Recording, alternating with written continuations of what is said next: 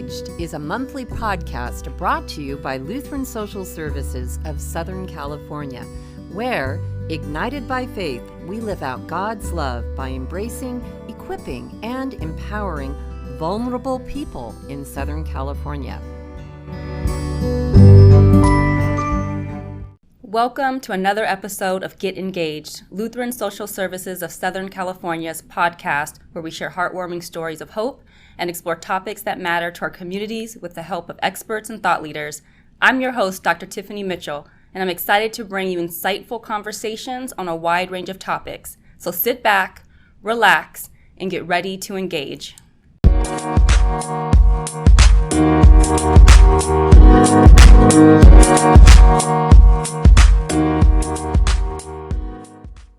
Talking about mental health can take us into many different directions because what contributes to someone's psychological well-being is both a combination of nature and nurture. May is Mental Health Awareness Month, and the theme for this year is Look Around, Look Within. So today we're going to talk about how one's physical space or environment affects their mental health. There is no better person than Thomas Riggle of TR Design Group to engage me in today's conversation. Thomas, welcome. Thank you, Dr. Mitchell. Please share with us a little bit about yourself and how you came into the field of architecture. Well, thank you. Thank you, first of all, for Lutheran Social Services, and to you, Dr. Mitchell, for having me here. And, I started drafting in high school and had kind of explored different avenues. I was in computers. I was doing a variety of different things. Really knew that sort of creating things is where I wanted to head. And so I was drawing in high school and ended up going to an architectural school in Iowa called Iowa State University. So I'm from the Midwest. And after that, it went out and got a job and was drafting and working and ended up in Southern California through a company that was in Phoenix, Arizona, and moved over here and began pursuing my license. And so by the time I was 28, I had been licensed as an architect, and from there was working in a firm in Orange County and changed companies at that point. And for me, now owning my own company years later, it was the point at which the Lord had really started to work on me to bring me back. And so I recommitted my life during that time period. I had been going through a variety of different things architecturally, doing different types of projects. And at the end of that, I was praying to work from home. And so the Lord, in my relationship at this point, he laid me off with 3 days' notice. Now, I was an associate in the company. I was one of the top grossing project managers, and I was at home 3 days from now, and I was dependent upon the Lord. So there was a time frame there where I was learning to really trust in the Lord financially and to really explore what I was about. And I had an opportunity at that point to go into some international ministry. And I was traveling with the Billy Graham Crusades, Billy Graham Evangelistic Association, the Harvest Crusades, the Promise Keepers, and a few other ministries to do webcasting, which was a little more difficult than holding up your phone and hitting FaceTime. And so we had rooms full of equipment, and we were broadcasting in different languages and oftentimes in foreign countries. And so what that taught me at that point was that through that whole process, what was it really about? And when I came back from that time, I really explored my own architectural background at that point and started consulting, sort of put out a little step forward of faith to say, okay, I'll get a small office, I'll get my first employee. And at the end of that, we have a 10-person architectural firm, and we do a variety of different types of work, from church and ministry work to agency work, like police stations and fire stations and things like that. And so out of that whole equation, it's always been, since I recommitted my life, being busy about my Father's business. And now mixing that in architecturally into my own firm and trying to marry that walk of faith with my business. Thomas, it's always inspiring to me when I hear other people's walks of faith. Thank you for sharing that. What else has contributed, or do you feel was a significant part, or is a significant part of your testimony that's led you to where you are today? Yeah, during my time in Orange County when I worked for the firm down there, I was in a pretty serious car accident. I was not wasn't walking with the Lord at that time, and I had two cars. One was a little convertible and one was a truck, and I usually took my convertible on Fridays, but by the grace of God, I didn't take my convertible on that Friday because I was rear-ended by a guy pulling a motorhome. He was going about 60 miles an hour when he hit me. He totaled me and the car in front of me, and then we crunched the car in front of him. The cassette tape, I remember, sort of in slow motion, the cassette tape flying past my head and hitting the back window. And it was one of those things where everybody walked away. It totaled 3 cars and a motorhome, but we all walked out. And so I really took the opportunity at that point to assess my life. I had kind of achieved everything I thought I was going to achieve at the ripe old age of 28. And I started to really say, I had a friend that had been working with me saying really smart things to me, which I learned later were all Bible verses and scripture. And so I came back to the Lord and I made a recommitment, and that was in 1995. And that sort of obviously changed the trajectory of my life and my career, but that was a key moment in my work and in what I was doing and where my focus was at.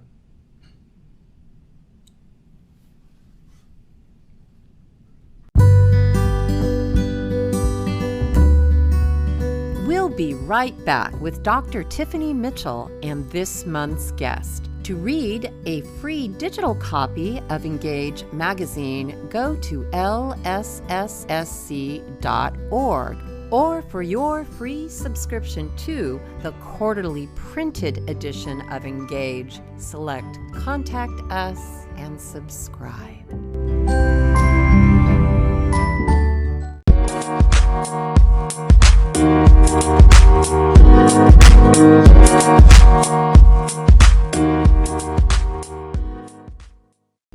You are working on a project currently that is very near and dear to me. Indeed. And is going to be significantly impactful to the community of San Bernardino.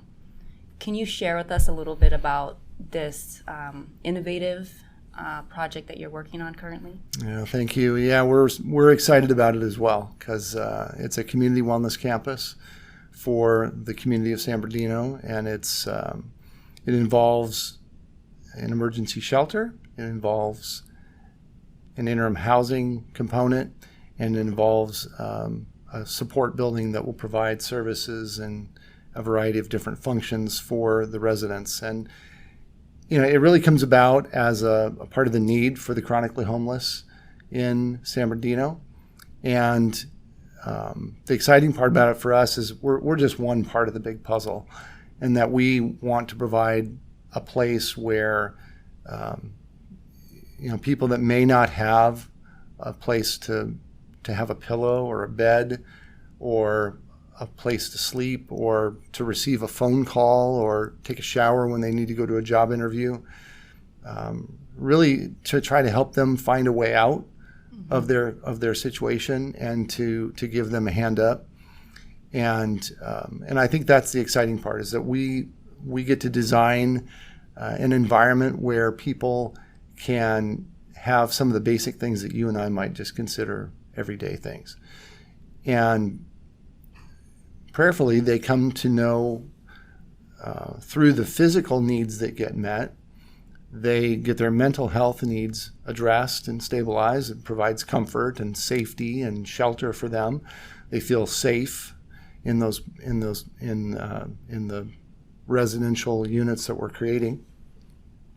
And then through that, my hope is they come to know Christ, and that they will then find the hope on how to change their situation, and that through the support services that your organization will provide, Lutheran Social Services will give them the boost that they need and really change their lives. And I think, honestly, it can change what's called the ripple effect. One person can change, 5 people can change, 25 people's lives. And I think it can be generational. I think dads can come back to their families and to their children, and their children can be changed, and their families can be changed, and their grandkids can be changed. And through that entire process, if just one person comes to Christ, it's worth it. And I take that from my ministry work when I was working with the Harvest Crusades. I was doing this big broadcast, and we had all these computers, and we had seen God do some amazing things. 2 inches of water in computers, and everything's running fine. Like, how does this happen, right?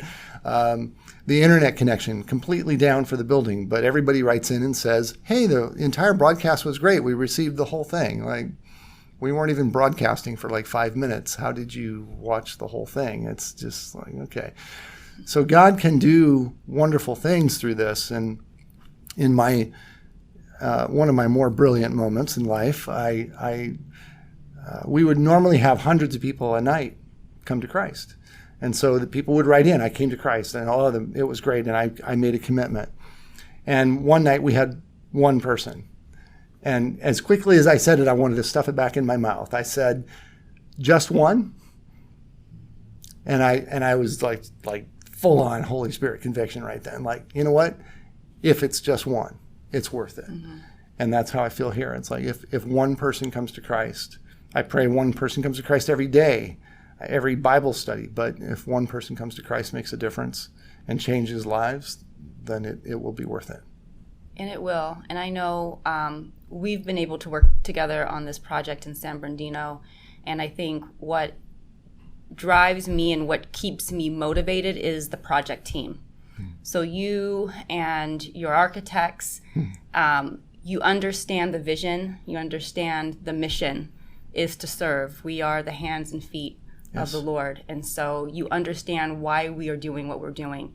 And so I know that every design element of this project is going to satisfy the needs of the community and those that we're serving. And it will be a healing community. It's a healing campus, a very trauma-informed campus.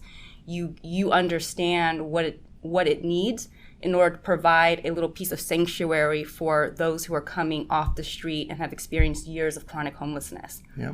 So, and I think Dr. Hamilton said that very well, right? In a dignified and honoring way, that we would provide services to people that need that, and because they're souls, they're people, and as much as the Good Samaritan crossing the street to save someone, we should be willing to do that. We should be willing to reach out. And in my way, through our work, it's architecture. Other folks are much better at the behavioral health side and the supportive care side, which is a much different way. But I think what's important is that every person is part of God's workmanship, and that they all have gifts and talents, and that every person that both serves there and lives there and gets served at this campus is God's workmanship. They have talents and they have abilities, and if we can help them find those abilities and help them understand what value they have, which comes from Christ first and from people second, it's not about the identity of homeless. It's about an identity in Christ. And yes, and they're homeless right now, but that doesn't mean they have to be that way. And they're valuable to God in His eyes. Exactly. It's a space of healing. It's a sanctuary, and it will be designed as such. And we will partner with the people that are there to equip them for whatever their next step in life is.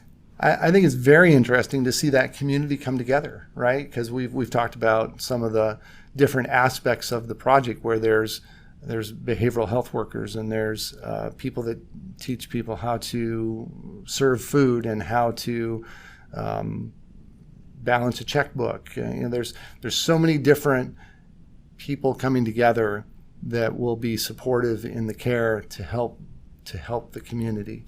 I think that's really interesting. And to your point, that there's many people involved, and we're just one part. Mm-hmm. It's a holistic campus. We utilize a wellness model to really make sure that we tackle every component of someone's well-being. And it's a journey, and a journey that I feel privileged to be a part of in this project, and even just with partnering with the people that will be there. But thank you, Thomas. Us as well. I'm very, very blessed to be part of it.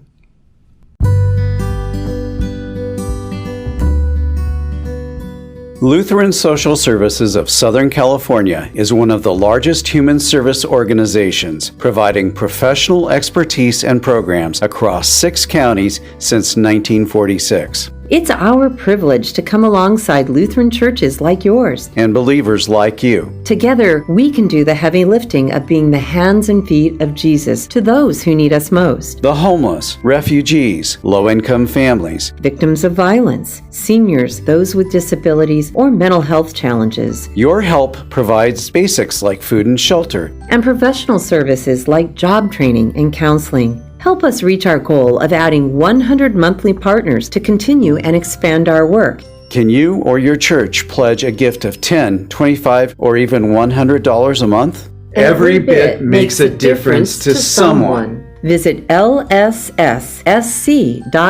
today or call Paul at 714-685-1800 extension 1107. Yes, call me at 714-685-1800, extension 1107.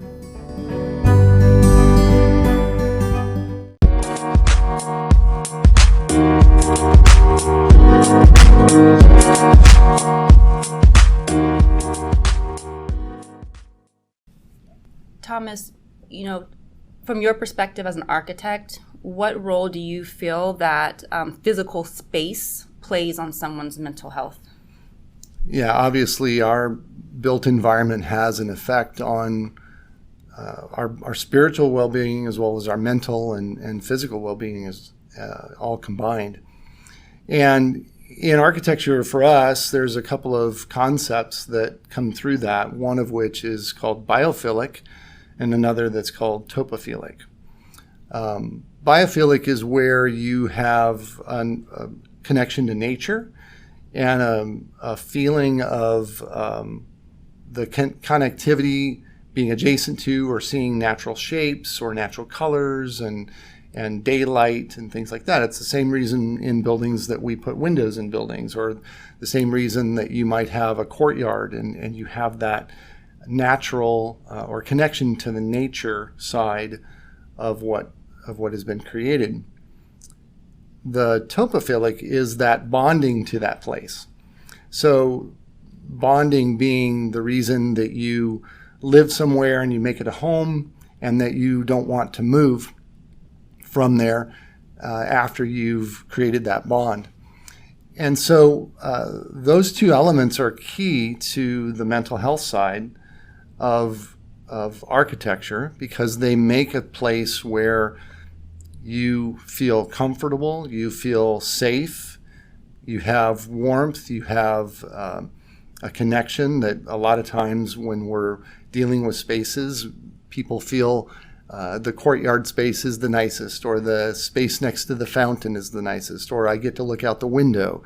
Those are all part of what we might consider sort of normal architectural elements, but that play into the specifics of mental health. Mm-hmm. It's why we have certain types of lighting that'll mimic the circadian rhythm. So you have the ability to change the color of the light through the day in office buildings or in other places, a lot of times in healthcare facilities. That all lends to how comfortable the space is, how welcoming the space is, and how specifically in a mental health condition or a behavioral health facility, those elements help the counseling and supportive care that happens in those places.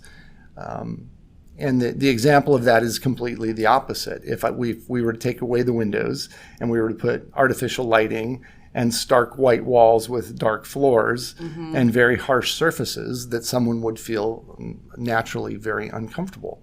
So providing those views to the outside, providing daylighting, providing courtyards or sounds and colors that represent nature and what God has created, begin to then lend to the healing nature of the behavioral health side. That makes perfect sense to me. I'm thinking a lot about the difference between urban communities and more suburban communities, where in suburban communities you have a lot of open green space. Right. And studies will tell you that if you live close to, within, I think, a half a mile of green space or a park, you're less likely to experience significant bouts of depression or anxiety compared to those who live a mile plus away from a green space. And so in a lot of urban communities, particularly marginalized communities of color, to your point, the surroundings seem very congested, very institutionalized. Right. Not a lot of parks in walking distance. Right. A lot of concrete, a lot of public transportation, pollution, all things, to your point, that affect the effects of the aesthetics and the environment definitely have a different feel and take a different play on you psychologically. Yeah, I mean, just put yourself in that situation for a second. So you're downtown, you're in an area where you might hear sirens and noises and the train, the freeway, all of these are subsidiary things that happen that make it sort of not natural, right? And that's what makes that urban setting. And that's why in a number of urban projects like that, you'll see rooftop gardens, you'll see interior courtyards of buildings, you'll see the ability to walk to a park or have access to those sort of facilities. And so absolutely, the integration of those elements into whatever that setting is an important factor for behavioral health.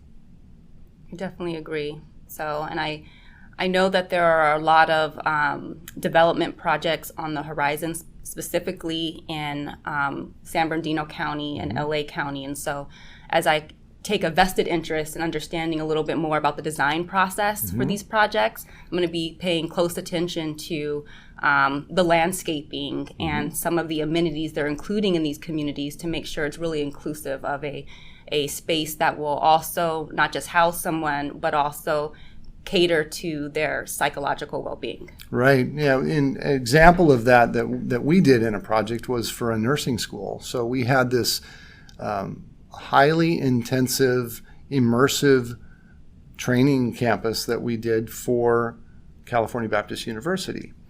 And through that, there was a room there, we call it the holodeck room, or it's an immersive training room, where all of the walls are screens, and they can bring in sounds, and they can bring in, there's a roll-up door, they could bring in a car and make it a freeway, or they could make it the jungles of Africa, whatever the case.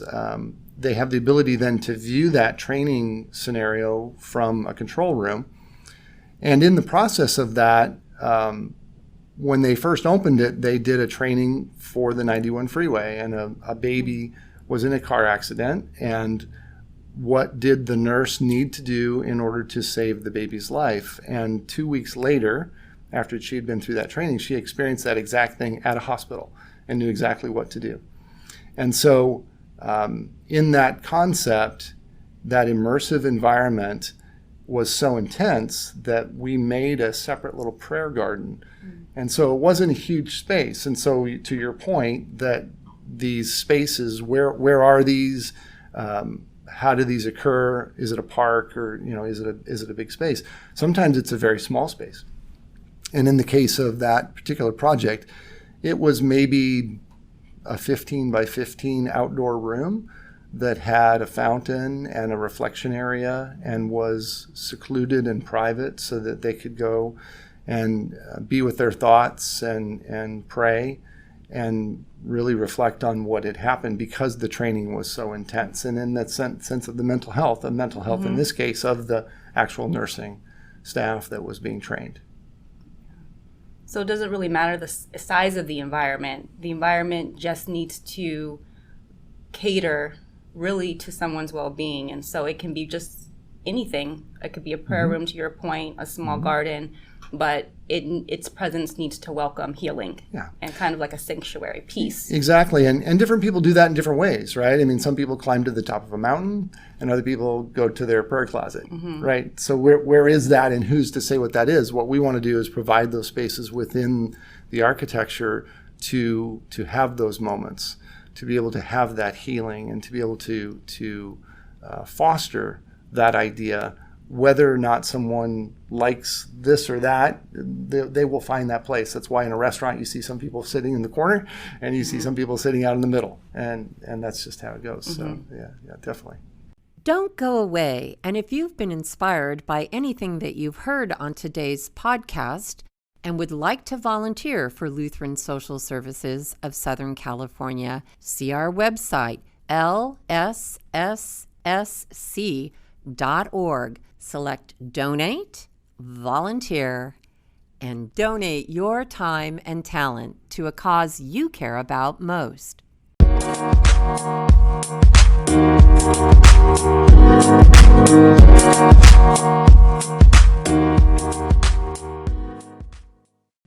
Thomas, you've done a lot of different projects over the course of your career, but I'm interested right now in hearing a little bit more about the work that you did in behavioral health clinics or designing things for the behavioral health sector. Sure, thank you. So about 6 years ago now, we were able to do 4 crisis residential treatment centers and 2 crisis stabilization units for San Bernardino County, and it was for their behavioral health division. The crisis stabilization units are a 23-hour care facility, so you have someone coming in a pretty acute state, and they need evaluation. They need a place that's a safe place that can shelter them. It involves group therapy, individual casework, medication treatment if needed be, and it really is intended to fill the gap between law enforcement, more intense psychiatric care, and hospital care, because many times they might go to an emergency room in a crisis state, but there's no medical emergency there. So the medical staff is not well equipped, and the law enforcement might get called to a situation where someone's having a psychiatric event, but they're not in a law-breaking situation. So the police officers or sheriff's facilities are not equipped with those types of care. So the crisis stabilization units are really meant to bridge that gap for 23-hour care, and then the crisis residential treatment center is the next level up, and it relates to a 90-day stay where someone, either an abuse situation, physical, spousal, drug abuse, or just in a psychiatric event, would need to have a place where they could be stabilized and be able to sort of get their bearings back. Okay. When I think of these types of facilities, they seem sterile to me and very institutionalized.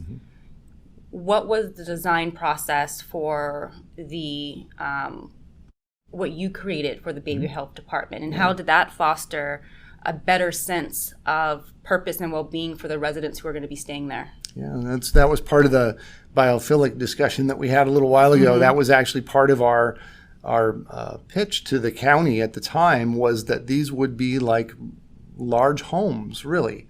And it was designed to have a living room. It was designed to have a residential style kitchen. It was single and 2-person bedrooms, very much like your bedroom at your house. And so when someone comes to this facility, it's not an institutional facility. It's a large home, albeit 12,000 square feet, but it's a home where they can go, they can learn life skills, they can learn how to make their breakfast, how to manage their day and go throughout. They have different activities that they can participate throughout the day. And so it became much more of a living environment, a home environment for that 90-day stay care, that type of crisis residential treatment facility, rather than an institutional stay. So a library, a den, a separate room where people could go, bay windows in the bedrooms where they could sit, and when they're in their bedroom by themselves, they could look outside and have that connection to nature that we were talking about earlier. So just a variety of ways that it was designed to be a home-like environment, to give them that sense of place and that sense of security and shelter that then stabilized them from a mental health side. Okay. I'm curious to know, because I think it takes a certain type of person who has the passion and kind of the insight to really design facilities, especially when you're talking about within the behavioral health sector, that really foster what one needs to heal and recover. So what kind of led you to this project? Because you're the perfect person for it. And I'm curious to know, what was the draw for you? Yeah, so for me, I always feel like God puts us in the right place at the right time with the right projects. And so I give him the credit for that. But in the sense that I mentioned earlier with my own family, we have some people that are choosing a difficult lifestyle.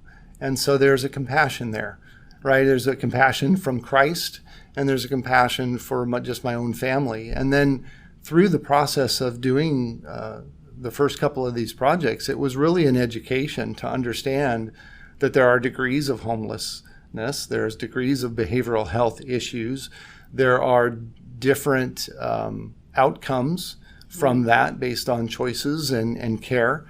And I had to really learn that it's not a they problem. It's not these people. It's these are people. These are souls. These are people that we need to care for.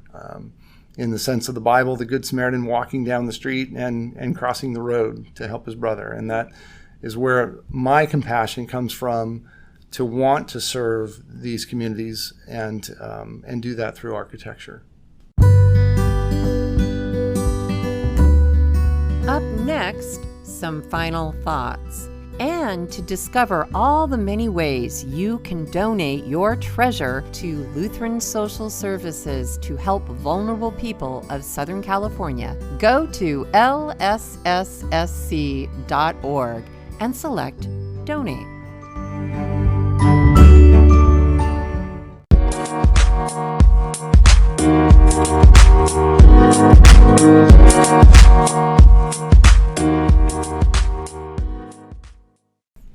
It's been such a pleasure to have you join me today.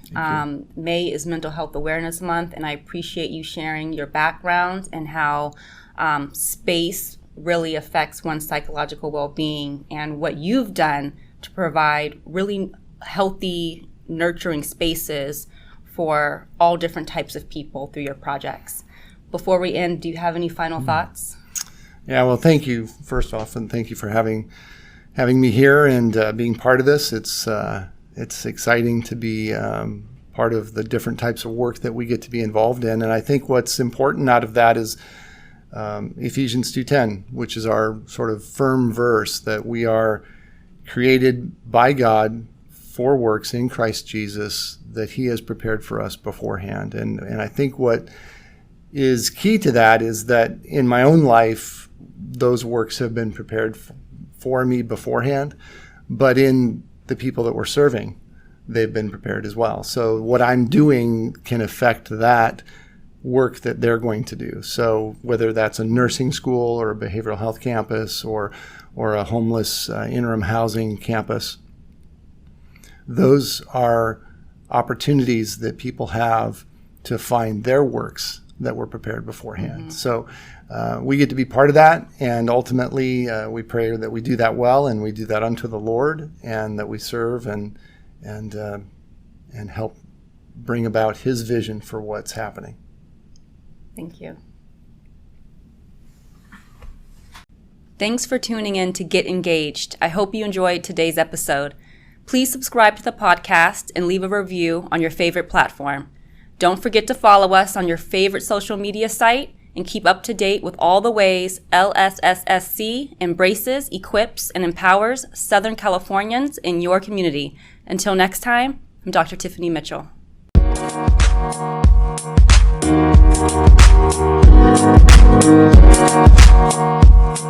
Thank you.